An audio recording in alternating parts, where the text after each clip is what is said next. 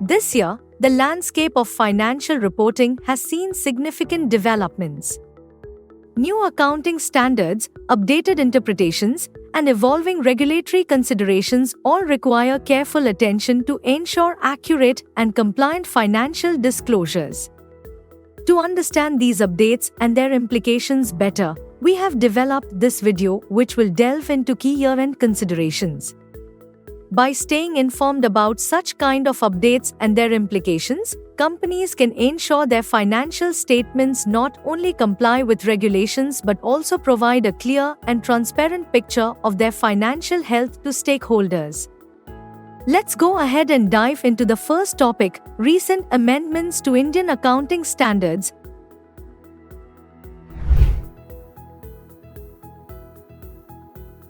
One of the key financial reporting consideration for the year ended 31st March 2024 are amendment to Ind AS. MCA has amended Company Accounting Standard Rules 2015 to bring amendments in Ind AS 1, Ind AS 8 and Ind AS 12. All these amendments are effective for period beginning on or after 1st April 2023. Let's first discuss the changes with respect to Ind AS 1 and Ind AS 8. The key changes are the term significant accounting policy has been replaced with the term material accounting policy. The second key change with respect to Ind AS 8 is now the definition of accounting estimate has been first time brought into the standard, which was not there earlier. Now, what are the implications of these changes? While there are no measurement impact arising on account of these changes, but there are definitely a lot of disclosure implication.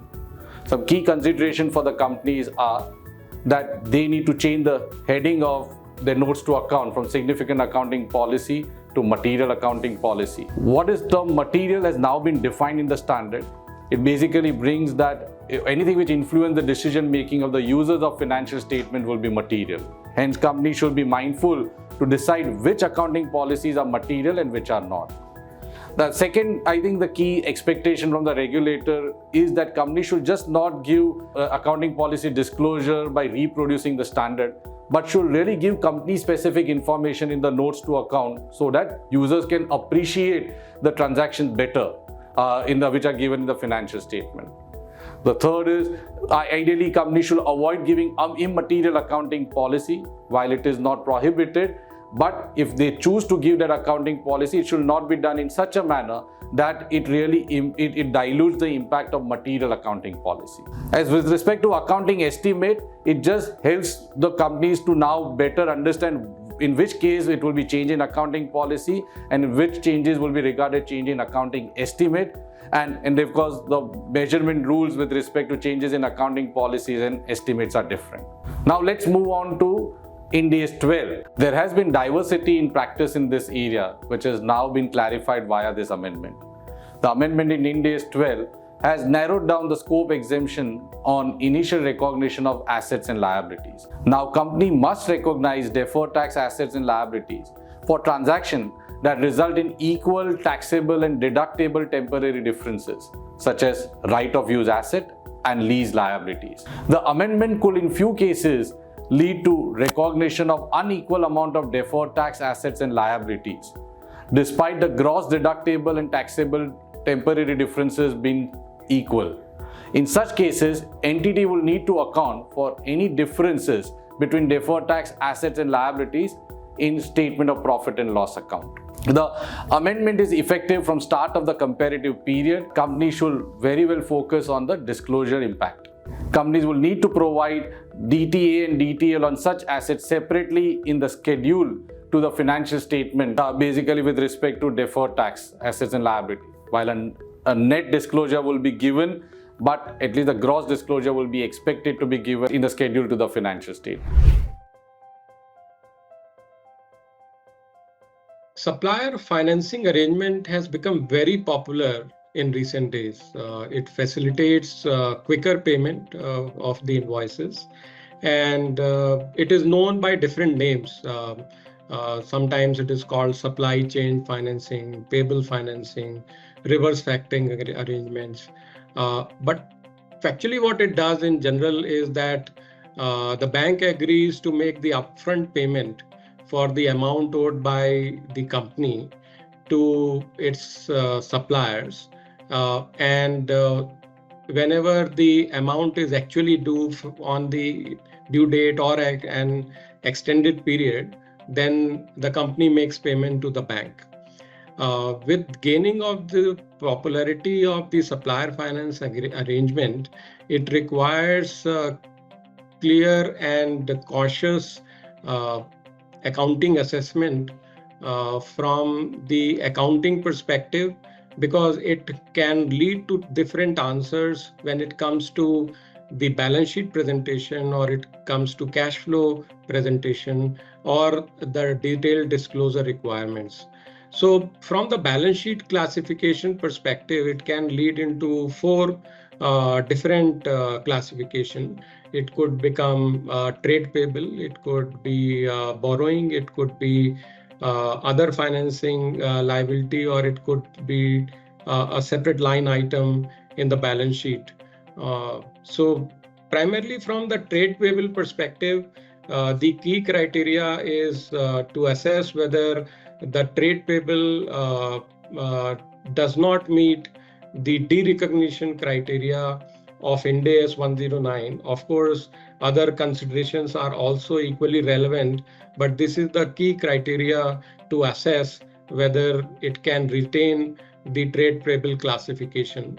And from the cash flow perspective, it can result into operating activity or financing activity.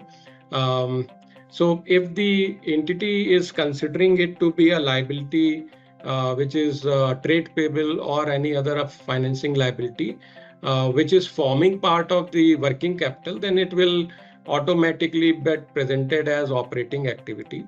And disclosure requirement, there were different disclosure being made, and there were different practices. In order to avoid that, ICI has issued an exposure draft as an amendment to Ind AS 7 and Ind AS 107, which now requires a transparent disclosure by the company.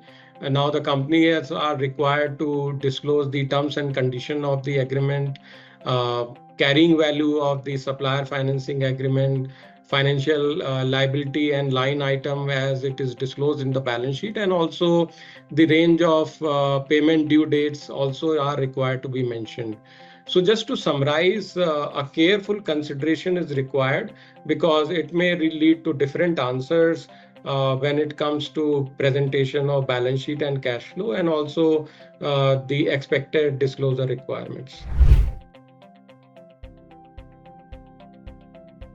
The Expert Advisory Committee of Institute of Chartered Accountants of India do provide guidance on complex accounting matters in response to the query it receives from the corporates and its members. During this year also, ESC has dealt with few very interesting such questions, and we encourage companies to go back and look at this ESC opinion repository to incorporate such guidance appropriately while preparation of their financial statements. There are many such, but in this segment, let me quickly highlight the two. In the first one, the company was merging its acquired subsidiaries, for which it had goodwill in its consolidated financial statements. Because it was merging its own subsidiaries, it was dealt under common control transaction through pooling of interest method, and resulting was a negative capital reserve. Here, the company had a question that should a company post-merger in its standalone financial statement reflect goodwill on one side for the acquisition of the subsidiary, along with the negative capital reserve on the other side with respect to the merger of the subsidiary. This is a very interesting question, and it had been appropriately dealt by ESC by citing the relevant guidance. If I talk about the second one, which is a bill discounting arrangement, again very prevalent one. In this case, the company is in the business of constructing hydrocarbon projects and providing electricity to DISCOM. Company wanted to liquidate its trade receivable from DISCOM early, and hence they availed the bill discounting facility from the banks. However, this facility was with recourse, and the bank can recover this money from the company if the DISCOM fails to pay the same. So here, the question dealt by ESC was whether the company should or should not de-recognize the trade receivable from DISCOM, and how should company record the short-term funds received from the bank with respect to bill discounting facility. So these are the two very interesting questions, and there are many more. Companies may look after all the ESC opinions and consider the appropriate application.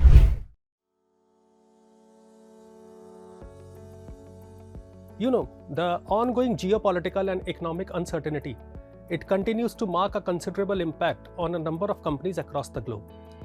The just concluded financial year 2023-24, it witnessed a consistent trend of economic unpredictability, whereby there was general inflation and high interest rates, thereby impacting the commodity and energy prices, impacting the foreign exchange rates and other macroeconomic conditions as well.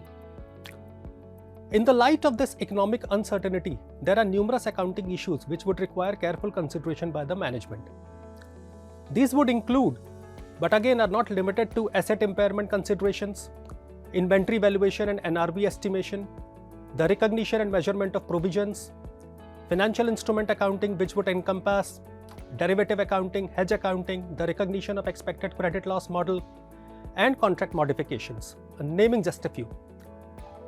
It's highly advisable for companies to include the impact of these events into the financial statement disclosures on an as extensive model as possible. It should further extend to include and explain the risk management strategy of the company as well, thereby giving a comprehensive view to the stakeholders into the financial health of the company in the light of this economic volatility.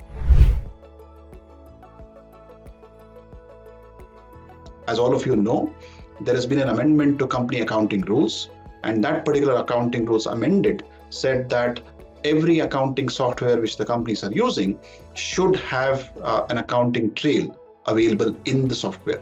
This particular requirement says accounting software for maintaining their books of accounts should not only have this feature of recording audit trail, but more importantly have this feature enabled from 1 April 23. What is this requirement all about? Has audit trail been defined? Answer is no, unfortunately. But based on various interpretations, what you can understand from various interpretations is the expectation of an audit trail requirement is a particular transaction needs to be tracked. Who created it? Who changed it after creation? What was the time of creation? What was the subsequent change? All of these are requirements from an audit trail point of view. Now, because of this requirement, because of this changes requirement from 1 April 23, the auditors are now required to report on whether the accounting software used by companies, whether private or public, doesn't matter, are they in compliance with the audit trail requirement. Specifically, the auditor has to comment, hey, does the company have an accounting software, and does that accounting software have an audit trail feature? If the audit trail feature is there, has it been enabled or operated throughout the year? That's second comment which the auditor has to make. Third, it also says, hey, has the company enabled or disabled or tampered with the audit trail feature during the year? The fourth one is, are all the transactions recorded in the software are covered through the audit trail feature? There should not be any transaction outside the audit trail feature. That's another fourth reporting requirement from the auditor point of view. The fifth one is also to say that the audit trail has been preserved for the period for which it is required to be statutorily required. All of these are reporting requirements from an auditor point of view. Now, you as companies, as you're working back on finishing your audit for the year ending 31st March 2024, this reporting requirement becomes more important. So it is very important for you to have a conversation with your auditor, timely discussions, understanding where you stand on your compliance. All of this will ensure that when your audit is done, you are compliant with these reporting requirements.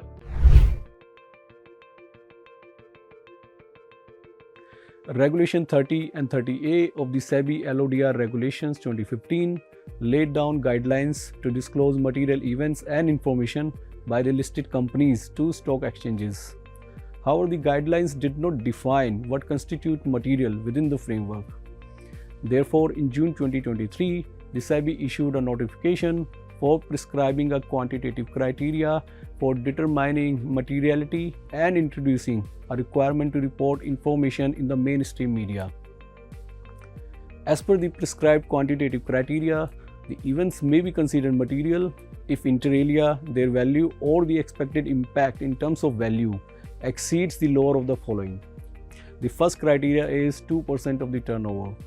The second one is 2% of the net worth except when the net worth is negative. And the third one is 5% of average absolute value of profit or loss after tax for the past 3 years. All these values are as per the last audited consolidated financial statements. An event is also considered material if it is specified in Regulation 30 Clause 4 or in the opinion of the Board of Directors it is considered to be material. Further, Regulation 30 Clause 11 mandates the top 100 and the top 250 listed companies to promptly confirm, clarify or deny any reported event or information in the mainstream media which is not general in nature and which indicates the rumors of specific material events or information. This confirmation or denial must occur within 24 hours of the media report. If confirmed, the current stage of such events or the information must be provided. The SEBI has also extended the deadline for implementing Regulation 30 Clause 11 for the top 100 listed companies to 1st June 2024 and for the top 250 listed companies to 1st December 2024. These amendments require listed companies and their management to undertake a review of all undisclosed matters and re-evaluate whether they now become disclosable.